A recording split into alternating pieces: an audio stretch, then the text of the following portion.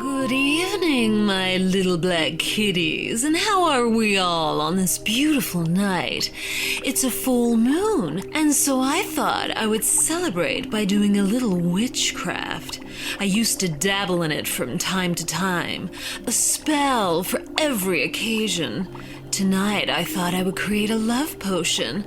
Well, my love life's been pretty dry, to say the least, so I thought I would help things along. Can you hear my potion bubbling away? It smells divine. It contains all sorts of delicious ingredients. 5 red painted fingernails of a dead woman, the wedding ring straight off a wealthy male corpse, and some hair cut from a virgin. Well, the first 2 were easy. Gladstone Cemetery is awash with fresh bodies to dig up. But the virgin part? Puh! Around this town? In the end, I snipped some hair from one of my neighbor's 12-year-old daughters as she walked to school the other day. Problem is, I think I snipped a little too much off. But hey-ho, she now has an interesting new haircut to rock. Now, on with the first story. Have you ever felt like you were in another place and time?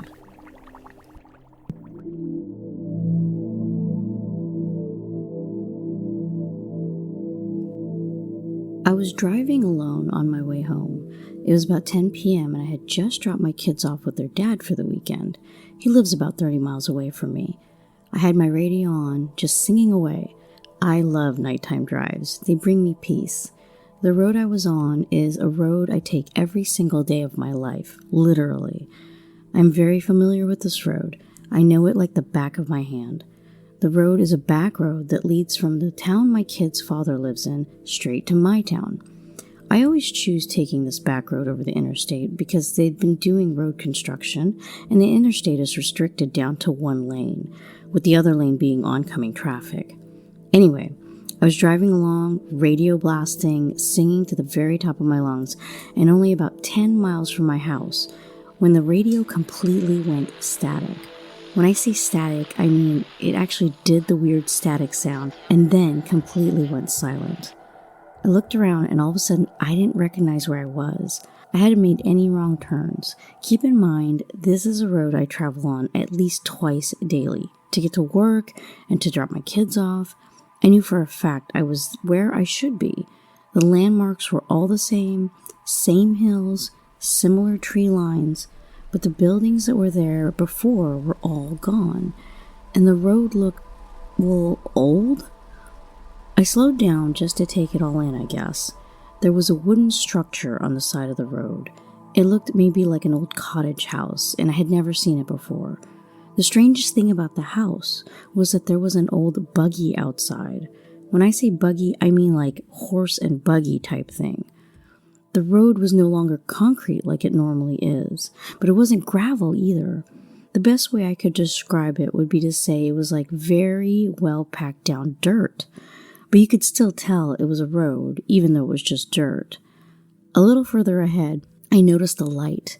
When I got closer, I realized it was a small little fire out in the front of another structure. This structure was very similar to the other. It looked super old. I believe it was a house. Next to the fire was a man. He was dressed in old-time clothes. I literally stopped to look at him. I was so shocked. He had on suspenders, a white shirt, and he had a very long beard. He looked up and noticed me and suddenly ran inside. I started to pull away when he came back outside, but this time with a woman. The woman was dressed in one of those dresses that bell out at the bottom.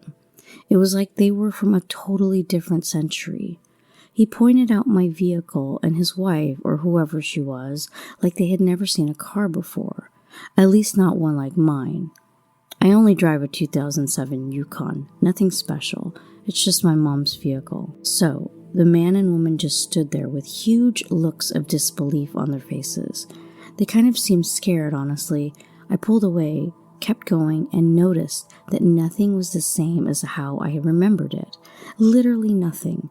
There were no street signs anymore. Side roads that were once there were completely gone, only to be replaced with fields. And I knew for a fact that I wasn't going the wrong way.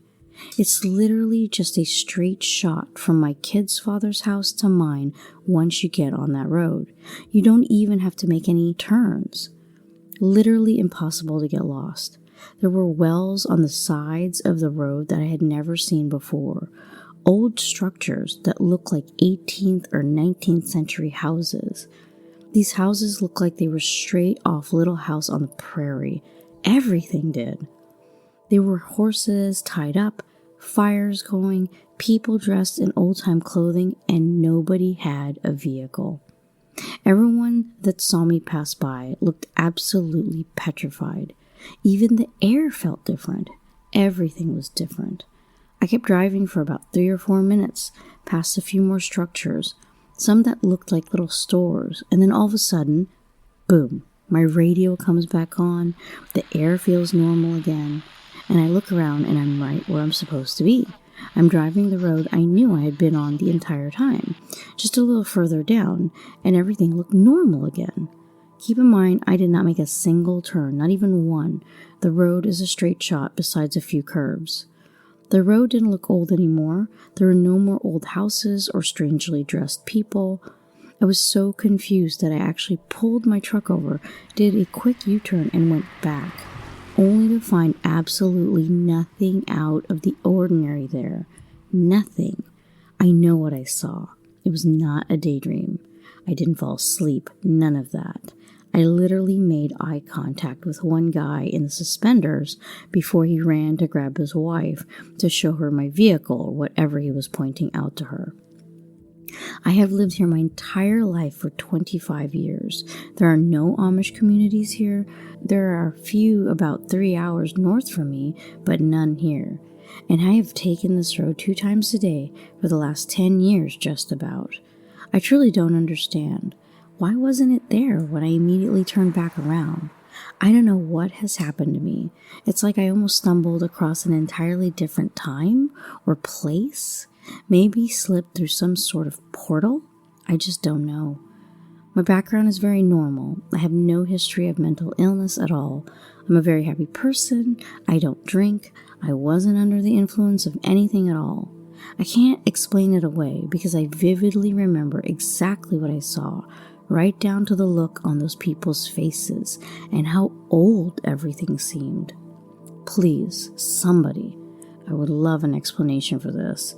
It's all I've been able to think about, and I can't explain it away. I'm a very rational person, and I just love an explanation. My earliest memory is from when I was about 3 years old. This was in the early 2000s. We lived in a 1-story house with a basement that was about 50 or 70 years old at the time. We moved when I was 9, so I don't remember exactly how old that place was. I was playing with my oversized Lego set in the family room when I looked up and saw a woman smiling at me. I can't remember her face, but I remember her. She was in her late 20s, early 30s, and was wearing a yellow dress with white polka dots. She had black hair all short and styled like women wore in the 50s, and was wearing a pearl necklace and earrings, and she was opaque. So she's just smiling at me and just turns around and walks down the hallway and into my parents' room. I get up and run after her, run into their room, and she's not there. I check their bathroom, closet, and out the window, but I couldn't find her anywhere. A few years ago, my friend's mum is super into some type of spiritual wavelength thing, and I was telling her about how I always had this little voice telling me things like, bring an umbrella today, even if it wasn't supposed to rain, but then there was a sudden downpour. Or, wear a jacket, even if it was 80 degrees outside, but then it's unusually cold inside wherever I was going. One night I was going out with my friends and I heard, "Make sure your phone is charged." And my car broke down on the side of a deserted road at midnight, and everyone else's phone in the car was dead, except for mine. I could also feel a calm, warm presence in the backseat of my car whenever I was driving alone. Back to the friend's mum thing. She did this centering thing, and I found out my guardian angel from my old house was named Chaney, and she'd been looking out for me. I didn't talk to my parents about it until the end of 2019. We'd just lost my mum's dad and my dad's mum, my two favourite grandparents. I told them about the woman that I saw in our old house, and my dad actually said that he saw her too. He used to catch glimpses of her, and thought that my mum was home, but my mum would pull up in the driveway a few minutes later. My mum saw her too, but never said anything until I brought her up.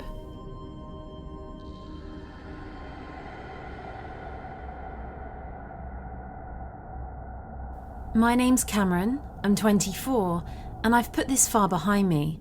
I wanted to tell you about something that happened to me when I was a kid that has been replaying in my head a lot ever since. I want to preface and say that while I want to believe in ghosts and the paranormal, I tend to try and find rational and reasonable explanations to things first. But this is something, to this day, I cannot rationalise. My best friend and I, when we were younger, 14 and 11 respectively, were inseparable. We hung out every day and spent a lot of nights over at his house and him at mine.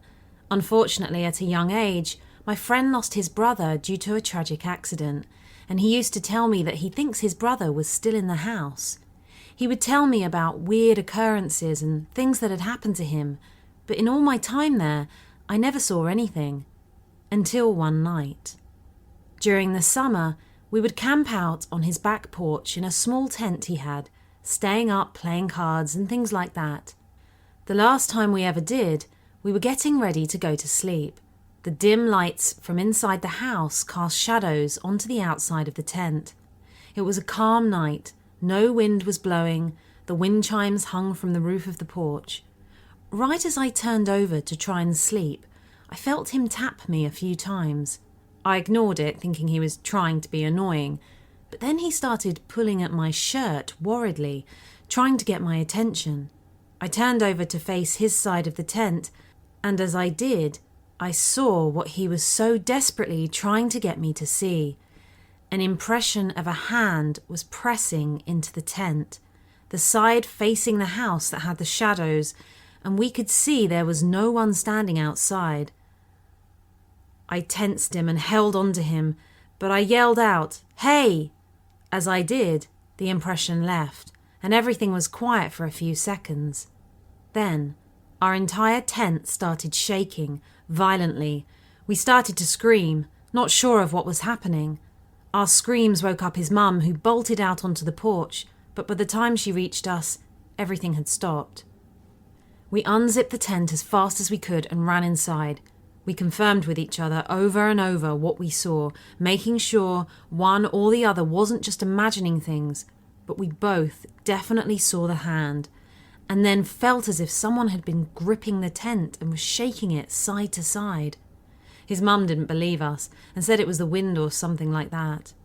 To this day, I'm not sure what it was. It could have been the wind, but the wind chimes weren't rattling about. Maybe a raccoon or something was leaning against the tent trying to climb in, and me saying "hey" scared it off. But it looked to be a large hand, and I don't think a single raccoon could have had that much force. The scariest possibility is that there was someone on the outside who climbed up onto the porch for some reason, but I don't remember there being a shadow of someone on the outside of the tent. I've tried to rationalise this over and over, and I can't settle on a satisfying conclusion. I don't want to believe it was paranormal, but I just don't know. I haven't told a lot of people this story. Him and I no longer talk. I'm not ashamed or scared. I just don't think people would believe me if I told them, so I keep it to myself.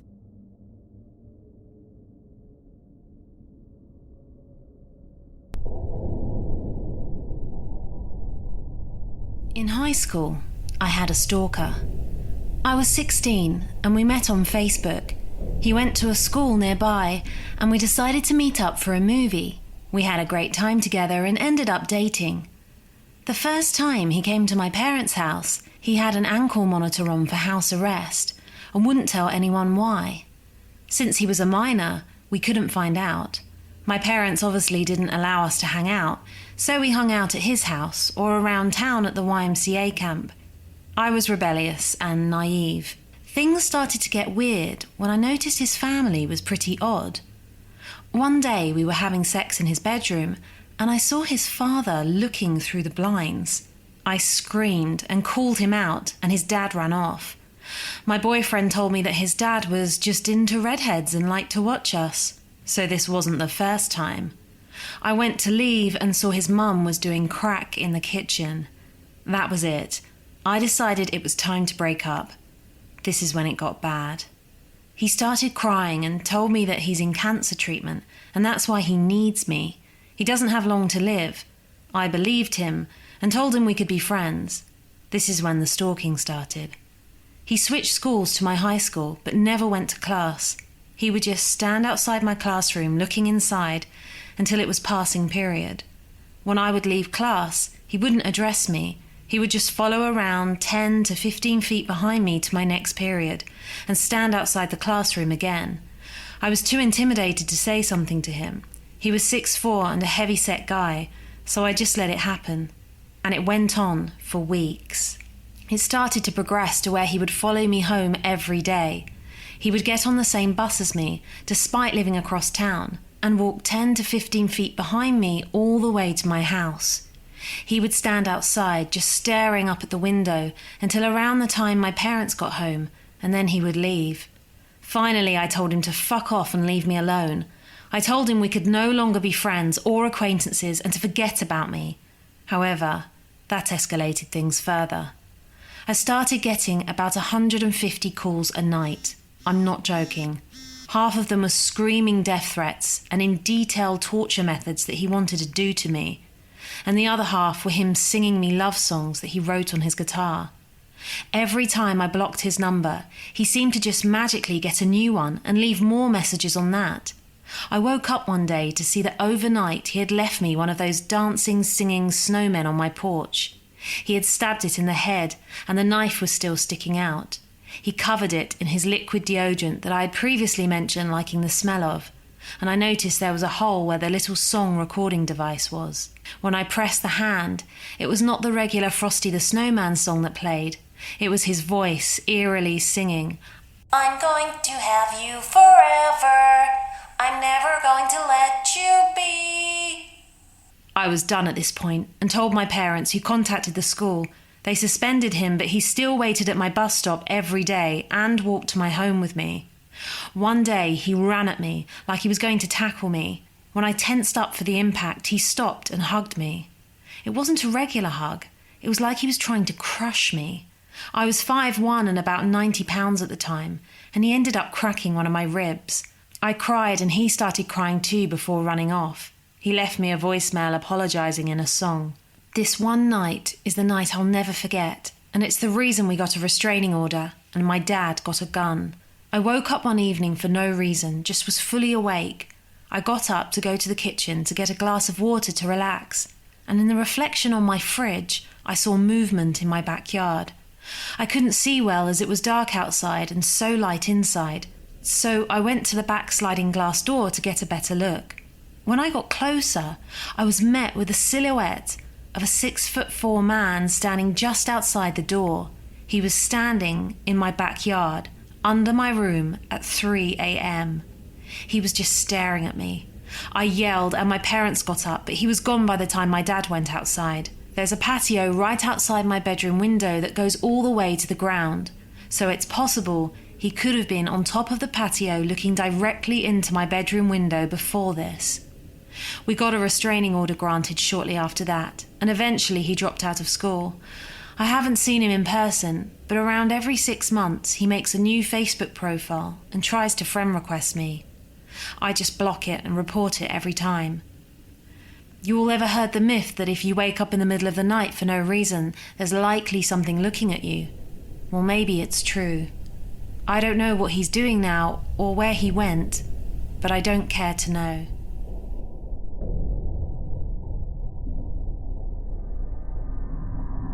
Here's one from my youth. My childhood's best friend Dad had a workshop in the garage, and he put out one of those GE clock radios up on his beer and soda fridge out there, the kind everyone had back in the 80s. My friend's dad was a bit older. He was on his second marriage when he and his wife had my friend, and he was about 42 when my friend was born. So his music tastes were in the 50s, 60s range. He always had that thing tuned to the 80s oldies station when he worked. One night, while my friend and I were having a sleepover, we're sleeping in sleeping bags in the den next to the garage. And about 3 a.m., we both get awakened by this loud, blaring, staticky, and distorted rendition of Sleepwalk by Santo and Johnny. Now, this is kind of a haunting song anyway, but at 3 a.m. out of nowhere when it rouses you from a dead sleep, before we realize too much, my friend's dad comes out and asks us if we turned it on. We didn't. He goes out and he turns it off. The next memory I have is going out when we were watching movies, and I only left the door open for light from the house. I didn't turn the garage lights on. I grab a couple of sodas and once again Sleepwalk comes on. Once again, it's garbled, staticky, and distorted. I reach up to turn it off, but the thing is, the radio is already off. I had to flick the power switch on and off. A few weeks later, my friend and I were playing driveway basketball late into the summer night, and we came to sit down and cool off on lawn chairs, and wouldn't you know it, Sleepwalk again. This happened several more times. It was always Sleepwalk by Santo and Johnny. It's always garbled. It's always distorted. We would turn it off and go on with our lives. The last straw came when I was sneaking off with one of the neighborhood girls I had a crush on, trying to put some adolescent moves on her. I was doing all right, until fucking Sleepwalk. Not wanting to miss my opportunity, I unplugged it, and it didn't stop. In fact, it got louder. The girl and I both bolted from the garage. We came back in with my friends and then girlfriend and showed them the damn unplugged cord. My friend was like, "Okay, I'm telling my dad." And as soon as he said that, it stopped. We went and told his dad anyway, who didn't believe us. One day, a few weeks later, I came over and found the clock radio smashed and sitting in the trash can. I asked my friend what happened. He told me how he and his dad were working on his mom's car one night and that damn song came on again. His dad tried to change the station and nothing happened. He tried to turn it off and that didn't help. Then he tried to unplug it and it got louder again. So my friend's dad grabbed the hammer and smashed it till it quit working. I'd love to tell you a really great ending, like the radio turned up back on top of the fridge the next day, but no, it went to the dump and we never saw it again. I have no idea why it happened, and I'm not sure I even want to know. I'm just glad it's gone. But to this day, I cannot hear that song, not even a few seconds of it. It scares the living hell out of me.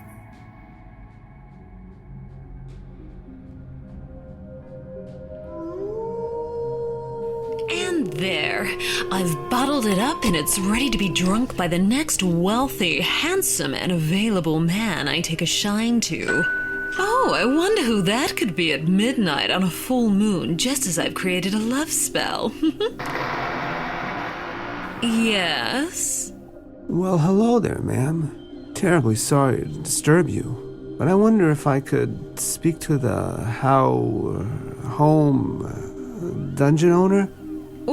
I'm afraid it's just me here, and I'm ever so lonely. Won't you come in and have a drink? It's freezing outside. Are you sure? Of course, of course. Gosh, what an impressive physique you have. And your skin positively glows. Do you work out? What's your secret? That's really easy. Just a healthy living regime. And I find doing good things for the community helps me. Volunteering at the elderly home, playing my guitar to sick kids in hospital. Oh, gosh, is that the time? I almost forgot I'm late for a seance. Goodbye! Phew, that was close. Fancy someone being deluded enough to give up their free time to hang around with sick kids. What a loser. Until next time, my little kitty cats, pleasant dreams.